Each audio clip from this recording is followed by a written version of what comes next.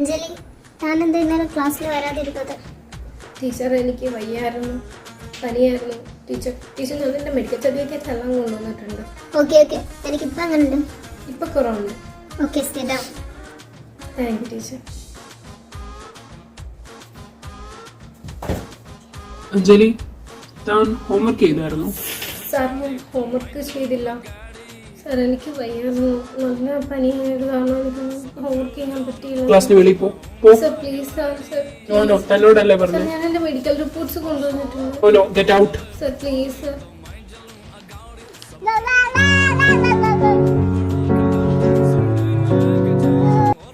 എന്തു പറ്റി അഞ്ജലി തലകറങ്ങി വീഴാൻ? സാർ, സാറിനോട് ഞാൻ പറഞ്ഞതല്ലേ എനിക്ക് ഒട്ടും വയ്യെന്ന്. ഞാൻ എൻ്റെ മെഡിക്കൽ സർട്ടിഫിക്കറ്റ്സ് വരെ കൊണ്ടുവന്നിട്ടുണ്ട്. ആ അല്ലോടോ പറഞ്ഞത് തനിക്കൊട്ടും വയ്യെന്ന്. എന്നിട്ട് ഇവിടെ നിന്ന് സമോസ കഴിക്കാൻ